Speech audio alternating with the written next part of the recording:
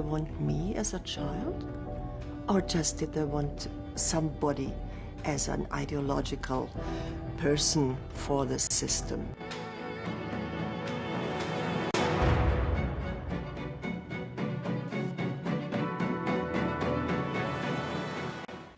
Adolf Hitler was one of the most notorious dictators in history.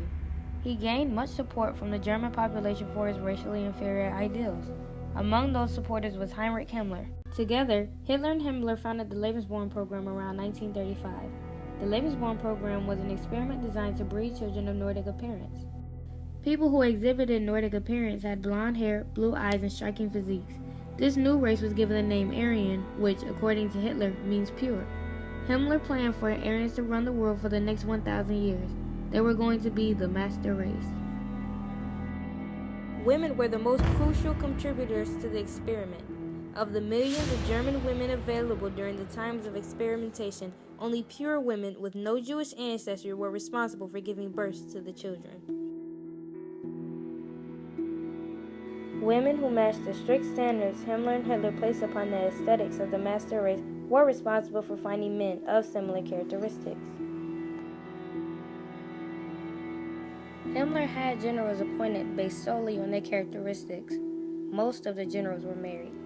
Women, whether married or unmarried, were encouraged to engage in sexual relations with Aryan men and were constantly reassured that they were doing only what God wanted them to do. The entire encounter was done in secrecy. Before a woman volunteers to take part in the Lebensborn program, she must accept her role as an Aryan breeder. She will be given partners and bear as many children as possible. Himmler demanded zero tolerance for abortion no matter the circumstance. She had no right to abort any of Himmler's children. It is an Aryan woman's duty to remain healthy during her pregnancy. Women were required to carry an Aryan certificate which certifies its carriers as women of the superior race and also women having no Jewish ancestry. Women who chose to live on the communes were provided with shelter, clothing, food, and guaranteed happiness with their new family unit.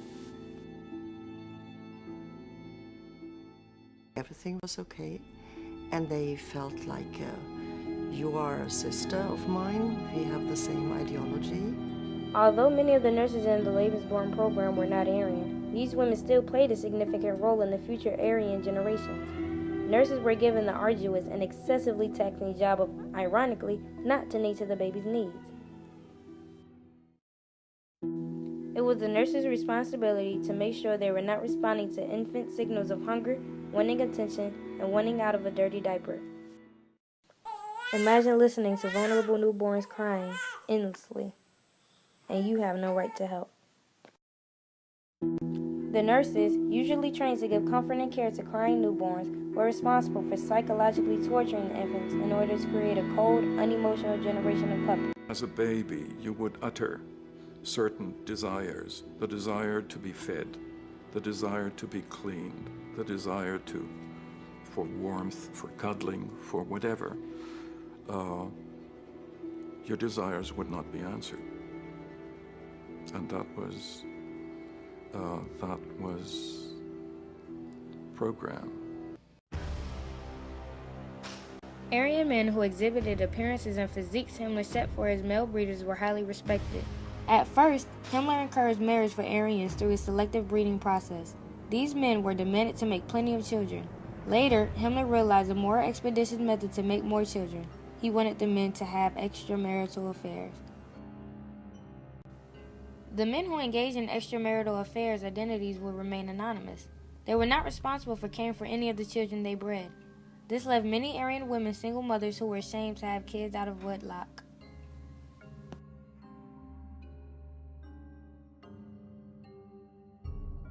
Although not the most accepted method of breeding at the time, sperm donations were seldom used as a source of breeding.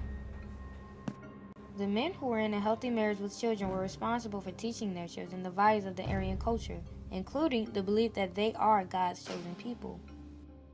Around 1937, the amount of children available did not exceed the amount Himmler and Hitler anticipated.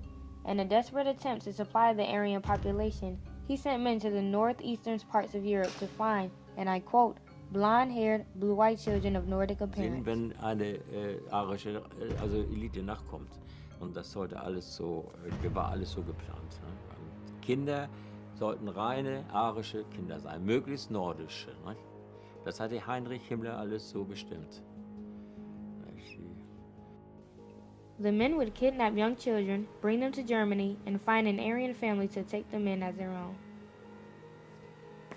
Numerous rights were granted to the men of the Lebensborn program. Not only were they highly respected by Himmler and Hitler, many of them had close relationships with top-ranked government officials. Men had the right to have justifiable sex with women. They were not chastised, nor were they criticized.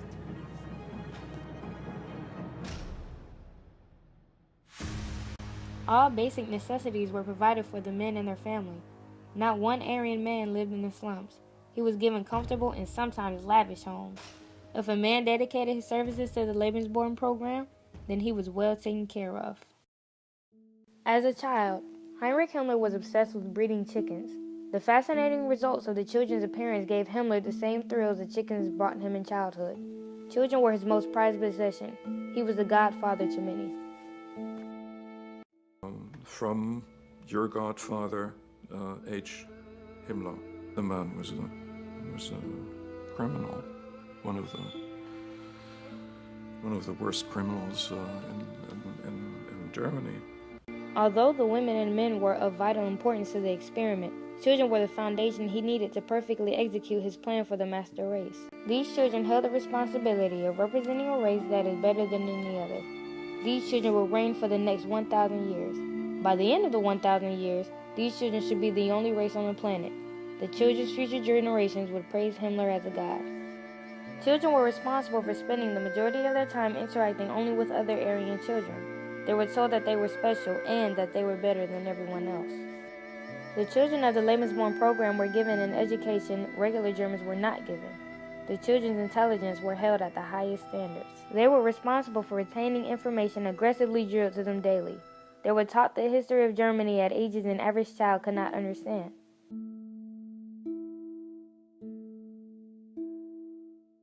Himmler was dedicated to the creation of precocious children. Of course, not every child was born perfect. Some did lack proficiency in the intelligence area.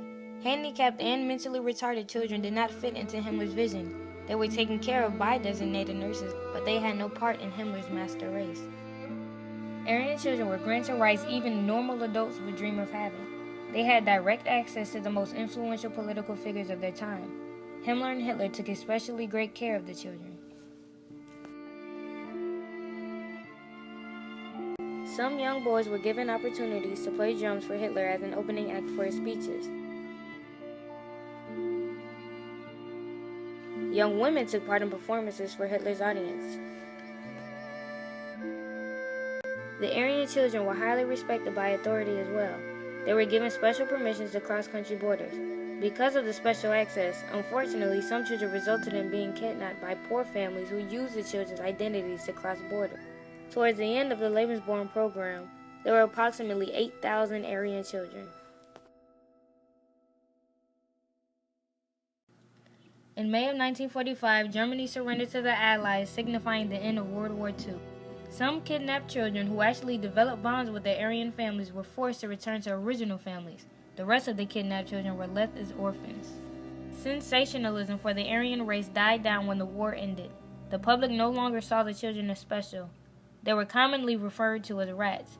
Aryan mothers were called German whores by the public. Although both Himmler and Hitler were dead at this time, on October 10, 1947, a trial was held to prosecute men who were part of the kidnappings of children. They were not found guilty of kidnapping, but were found guilty on taking part of a criminal organization. The Lebensborn program ended.